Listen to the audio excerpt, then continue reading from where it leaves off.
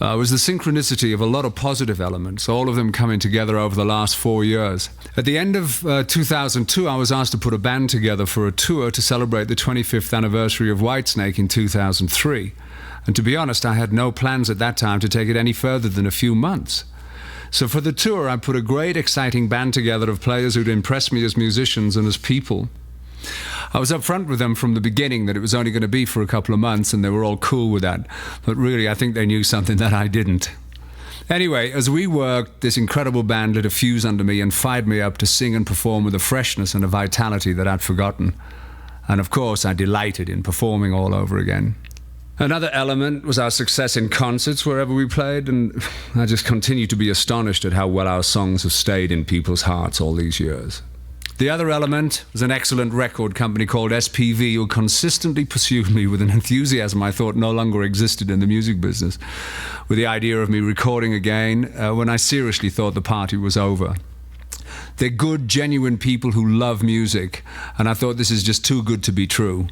Also, and most important, my very active and very opinionated website members were consistently pushing me for 3 projects: an in-concert DVD, a live greatest hits album, and a new studio album featuring new songs.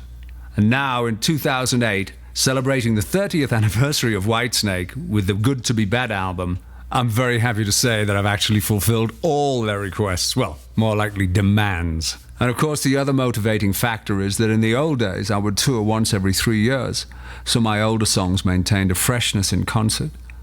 Now I'm touring pretty much every year, and I've found that I'm having to dig deeper and deeper for inspiration in order to perform some of the songs with the necessary fire, the passion and intensity that they need. So I thought, if it feels this way to me, it's very likely the audience feels the same. So it was time, really, for us to give some fresh new Whitesnake material to get our collective teeth into and take our game to another level. Yes, I do feel a difference.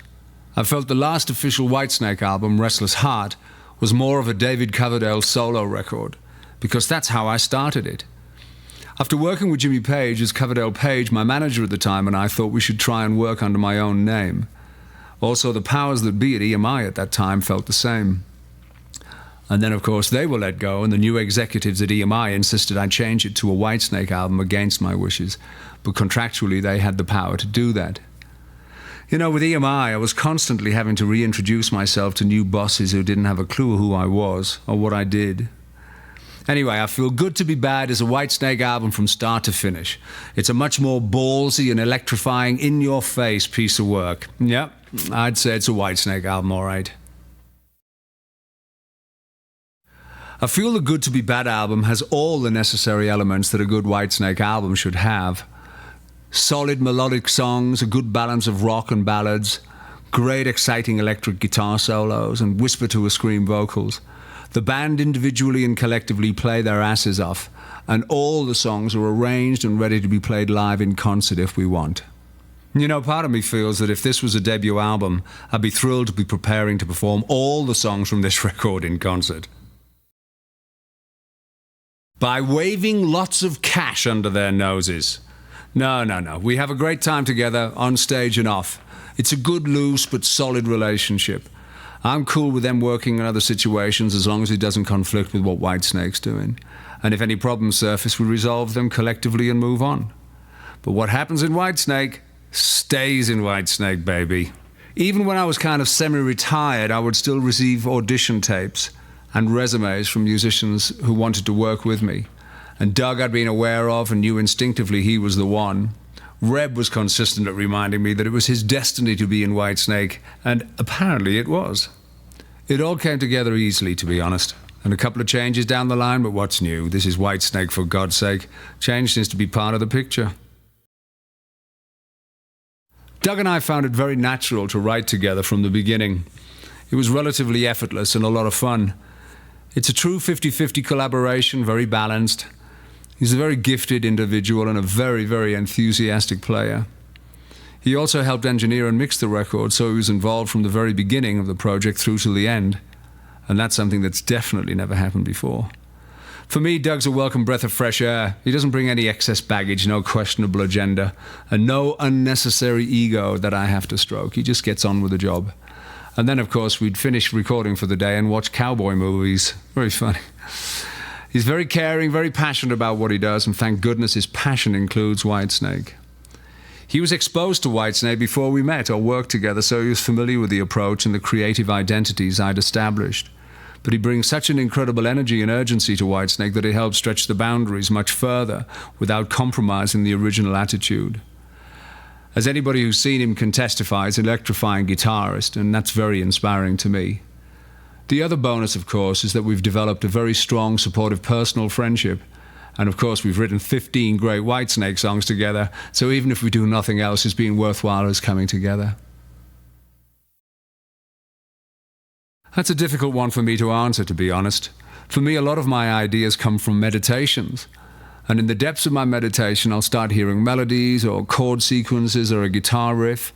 It's funny. And then, when I'm done, I pick up the guitar. Well, actually, I wrote a lot of my ideas for this record on my son Jasper's little nylon string Yamaha acoustic guitar. A tiny little thing. Not Jasper, his Spanish guitar.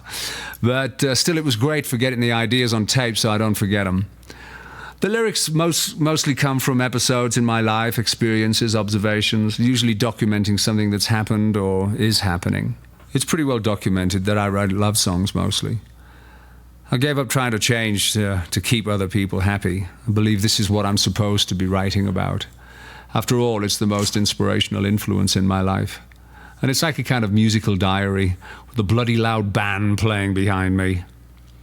For me, songwriting is very natural. When I was a child, I'd write poetry, and then when I learned to play guitar, the poems became lyrics. And I really love to express myself through music. It's so rewarding on so many levels.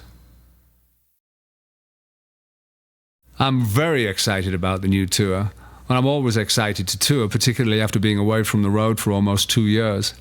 And of course, I never give away what I'm going to be playing in concert, so don't bother asking. But I think it's safe to say it will be a fun mix of old and new.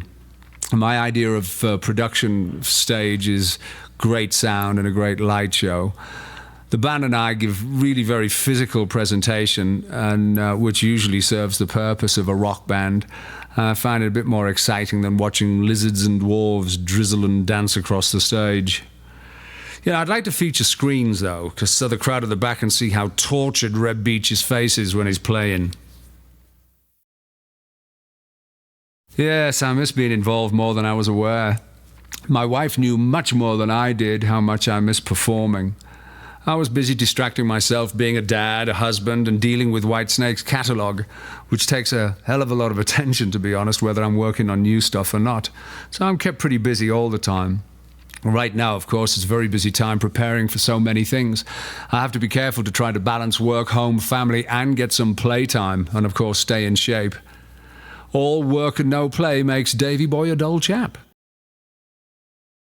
It's just a song title from one of the songs we recorded that had all the juiciness people usually associated with Whitesnake. It's a kind of continuo of innuendo and naughtiness. The title fits in with all the ready and willing, come and get it and slide it in themes. Bad to the Bone was just taken from the lyric. It was a natural lyrical payoff when I was jamming on the song demo. It just happened. And after all, The Bone has been a very intimate part of Whitesnake since the very beginning. Afterwards, I thought it would work on the artwork, as it looks a bit like a tattoo, so no big deal, really. The new songs on the album are in touch with and are connected to other Whitesnake themes. They're all about love, loss, and attitude, and a bit of search for direction. But not as much as I've written before, because I pretty much know where I've been, and I know where I'm going now, thank God. Best Years. This is pure adrenaline for me. I love this one. Very intense, powerful track, scorching guitar solo from Doug. The theme's got a kind of interesting relative to the Fool for Your Loving School of Coverdale lyrics, though this has a more rewarding emotional payoff. It's optimism, faith, never give up, because what you need, want, whatever, could be just around the next corner. Major balls to the wall track, and the new drummer, Chris Frazier, plays his arse off. Can You Hear the Wind Blow? It's an optimistic lyric, a song about change on many levels. I believe we're seeing massive change in the world we live in and in the way we live in this particular time, environmentally, politically, personally. I think we're all growing, and that's usually accompanied by some pain. I'm going to roll with it as best as I can, and I recommend that you do too. I feel that if you resist the changes that are coming, it's going to be very uncomfortable. So go with the flow and roll with it, baby. I feel it will be better if we can all change together. Uriah and Fraser anchor this great on this one. Great rhythm section. Everyone's cool on this. Call on Me. Big riff. Really fun to work on. It's got a kind of Motown hook line in the chorus. Big guitar stuff. The lyric's actually a love song to the Whitesnake Choir. It's pretty simple and straightforward, and I can't wait to sing it to the crowd. You know, we're always there for you in the songs, whatever your mood. You know, like people who followed me for some time know that I like to think of songs as friends or whatever you can stick in your pocket and take with you on your journey. All I Want, All I Need speaks for itself. It's an intimate statement and a reflective love song for you to sing to your partner. It's a celebration of true, lasting love. A song about reflecting on the continued growth of a loving relationship. In other words, a nice, big power ballad from the Snakes. I think I can already hear the Whitesnake Choir singing along on this one. Good to Be Bad. It's a fun blues rocker, and I can testify that even now, at my ripe old age, that it really is still good to be a bad boy, or girl, I would imagine. This song takes me back to an earlier, more inebriated Whitesnake. Once again, great drumming on the outro from Fraser, who's brought a cool Ian Pace-like groove to the album. He is an excellent player. Uriah Duffy's riding good on the bass on this too, and Timothy's got some scorching organ on this, if you'll excuse the expression. Nice organ there, Timothy.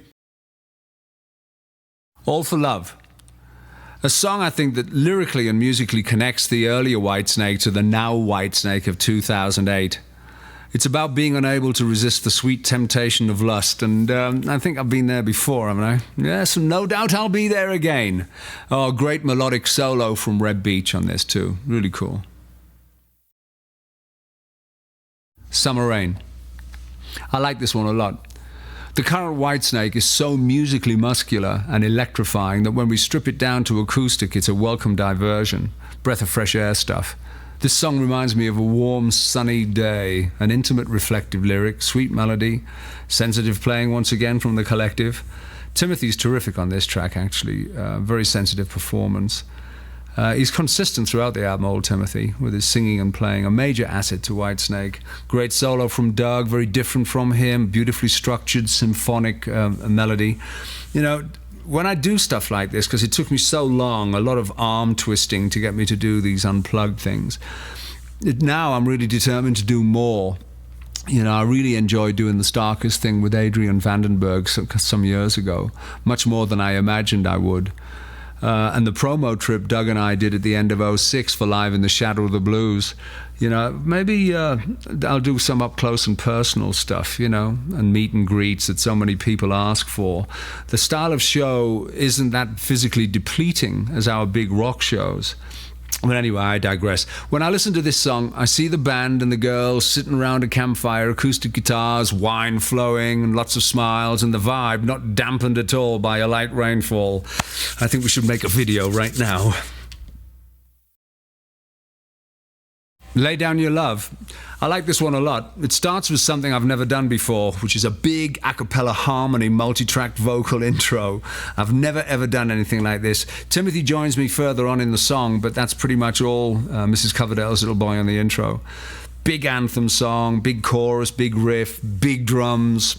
When Doug and I started working on this, it had more of a Peter Green, Fleetwood Mac, Oh Well vibe, which of course, once we started adding the band, just transitioned into something entirely different. I'd had the chorus idea from way back, and it fitted the idea we were working on perfectly. So that was a good marriage. It's a muscular, solid track with a big sing-along chorus and everyone kicking major butt. I think this could be a big one in concert, this. A Fool in Love. Yeah, this is another bit of fun. Once again, another kind of earlier style Whitesnake, big ballsy blues track. Well, kind of contemporary blues, I'd say. Oh God, it has the word love in it. Another one. What's a man to do? Anyway, we had a lot of fun putting this one down. Fiery guitar solo. This could be another cool one in concert, and very pleased with it. A bit of fun, bluesy fun, mate. Got what you need? Nah, the Yorkshire mix. Hey up! God knows what some of our global chums are going to make of that outburst at the beginning of the song. It's about time I paid respects to my native roots. Anyway, I like this tune from the beginning. It's no nonsense, fast, a kind of distant relative to Take Me With You. One of our Big Willie songs, and it's all yours, baby. Come and get it. Till the End of Time. This is one of those missing you songs. I get a lot of these lyrical themes when I'm away from home. I like it as a kind of sigh at the end of the album. It's such an intense piece of work, these songs. I don't think we could have placed it anywhere other than at the very end. And so it's a chance to catch your breath after the journey. And that's it. Good to Be Bad. Whitesnake's 10th studio album, celebrating the 30th anniversary. And man alive, it's good to be rocking and rolling still.